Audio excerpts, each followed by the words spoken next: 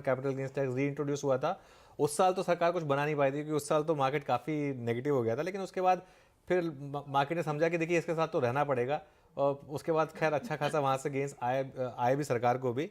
लेकिन अगर by chance ultimately ये हो जाता है कि स्टॉक मार्केट से जो भी गेंस हैं वो अल्टीमेटली आपको मार्जिनल टैक्सेशन पे ही देने हैं, क्या इसकी वजह से भी थोड़ा सा एफ डर रहा है इंडियन मार्केट से, जो लगातार पैसा पुल आउट हुआ है? और इस महीने इतनी ज़बरदस्त हमने एफ की सेलिंग देखी है, जो पिछले साल भी हुई थी, लेकिन इस महीने तो और भी बहुत ज़बरदस्त हो गई। क्या उस चीज़ का भी थोड़ा सा डर है?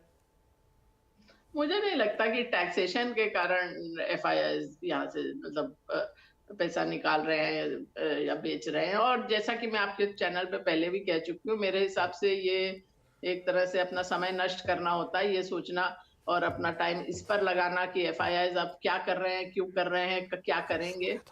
उसका मार्केट के की दिशा से बहुत क्या कुछ भी लेना देना नहीं होता। आप लॉन्ग टर्म देखिए तो कोरिलेशन है ही नहीं। देवना में आपने कहा कि एजुकेशन पे और एम्प्लॉयमेंट पे खास फोकस करना चाहिए सरकार को। तो अब चूंकि प्राइवेट इन्वेस्टमेंट तो उतना ज़्यादा हुआ नहीं है, तो मुझे लगता है सरकार को अपने कैपेक्स पे ही ज़्यादा फोकस करना पड़ेगा, वही ज़्यादा बढ़ाएं। और इलेक्शन ईयर है तो थोड़ा और उस तरफ ध्यान दिया जा सकता है। एक चीज़, दूसरा एक जो करंट अकाउंट डेफिसिट है वो बहुत वरीसम है, जो कि वो सर्वे में भी बोल रहे हैं। तो क्या हो सकता है इस संदर्भ में, क्या आपको लगता है कि कर सकती है सरकार? देखिए, वो आपकी बात ठीक है कि प्राइवेट सेक्टर में जैसे अब पीएलआई स्कीम है, वो एक सरकार ने इंसेंटिव दिया था प्राइवेट सेक्टर की, है भी वो प्राइवेट सेक्टर के लिए। लेकिन जो बड़ी ऑर्गेनाइज सेक्टर की लिस्टेड कंपनीज होती है, उसमें अगर आप देखें तो वो रोजगार बढ़ाने की तरफ नहीं उनकी थिंकिंग होती है। आप अभी की नहीं, मैं 20 साल से जब भी कंपनी से मिलो तो वो बड़ी खुशी के साथ बताते हैं कि हमने ये नया प्लांट लगाया है जिसमें इस लेवल का ऑटोमेशन है कि लोगों की जरूरत बहुत ही कम है। तो उनका जो रहता है, उनको मैक्सिमाइज नहीं करना होता, रोजगार कम करना होता है। तो वो एक कंस्ट्रेंट हो जाता है। ऑफ कोर्स इंफ्रास्ट्रक्चर में आप अगर पैसा लगाते हैं तो एटलीस्ट शॉर्ट टर्म में तो उससे डायरेक्टली ही रोजगार बढ़ता है। तो वो तो चीजें सरकार करेगी, बट उसमें कंस्ट्रेंट जैसा कि मैंने कहा फिस्कल डेफिसिट का है। और आपने जो करंट अकाउंट डेफिसिट की बात की, यस, वो चिंता का विषय है।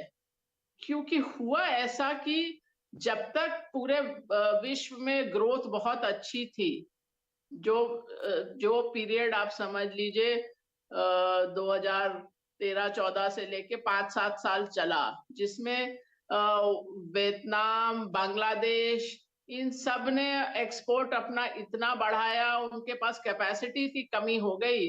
लेकिन उस जो पूरे साल निकल गए उसमें हमारा जो एक्सपोर्ट या निर्यात का काम था, वो आप इतिहास के हिसाब से देखें तो एकदम ग्रोथ रेट बिल्कुल गिर गया, नेगेटिव भी रहा कई साल, जो आई थिंक कभी नहीं रहा है। तो अब वो मुश्किल काम हो गया है, क्योंकि विश्व में अब वो रिसेशन है। ज्यादातर अर्थव्यवस्थाएं उतनी अच्छी नहीं कर रही, अगर मतलब रिसेशन मतलब नेगेटिव नहीं भी है तो ग्रोथ रेट बहुत कम है। तो अब वो इतना आसान काम नहीं रह गया है अपना निर्यात बढ़ाना। थोड़ा बहुत आपको ऑफ कोर्स अभी हेल्प होगा पिछले साल के बनस्पत या अभी पिछले कुछ महीनों के बनस्पत, क्योंकि क्रूड गिर गया है और आयात के तरफ वो कच्चा तेल हमारा बड़ा आयात का कंपोनेंट रहता है। तो उसमें अगर वो भाव गिरता है तो थोड़ा हम लोग के कैपिटल अकाउंट डेफिसिट को फायदा होता है। पर दूसरी साइड पे वो आसान काम अब नहीं रहा है कि आप अपना निर्यात बढ़ा सकें जब विश्व की स्थिति ऐसी है। जी मैम, अगर इसेंशियल आइटम को छोड़ दो, जैसे क्रूड हमारे लिए बहुत ज़रूरी है, क्या कुछ और दूसरे आइटम्स हो सकते हैं जिस पे सरकार ड्यूटी बढ़ाने का रिस्क ले, जिससे कैट भी कम होगा और सरकार की आमदनी बढ़ेगी, लेकिन ये इन्फ्लेशनरी हो सकता है? अब वो तो देखना पड़ेगा सरकार इस चीज को कैसे देख रही है। और फिर अगर आप ऐसा करते हैं तो उसका दूसरे देश भी कैसे रिएक्ट करते हैं। अभी तो हमारा मतलब आप क्रूड को तो जाने दीजिए, चाइना से हमारा trade deficit all time high पे पहुंच गया है।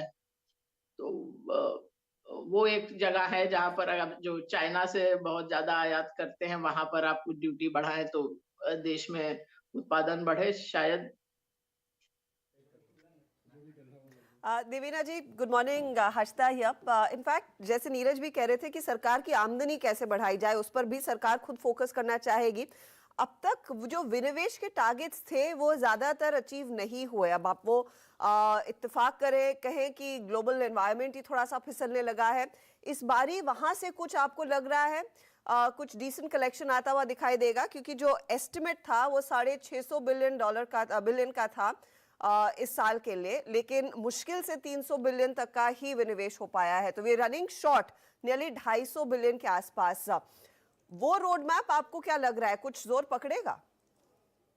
वो लगभग हर साल की ये कहानी होती है कि हम लोग का विनिवेश या डाइवेस्टमेंट का टारगेट बहुत रहता है, लेकिन जो असल में नंबर आता है उससे बहुत ही कम आता है। तो अभी तो अब ये साल अगर आप विश्व के बाजारों के हिसाब से देखें कि अभी लोग उतना इंडिया में इन्वेस्ट करना चाहेंगे या नहीं, उस पर भी डिपेंड करता है, और कौन सी कंपनीज आप डाइवर्स्ट करना चाहते हैं वो उस पर भी डिपेंड करता है। तो अभी तो कहना मुश्किल है कि अभी उतना डाइवेस्टमेंट हो पाएगा या नहीं, बिकॉज एक वो एलआईसी का ही एक्चुअली बड़ा आप फंड रेजिंग कर पाए। बाकी तो बहुत कुछ प्लान में रहता है हर साल, पर ये एक एरिया है जहां हमेशा ही शॉर्टफॉल रहता है लगभग। देवीना मैम, तो एक बात बताइए, अब इस समय मार्केट आपके हिसाब से पोजीशन कैसे है? क्योंकि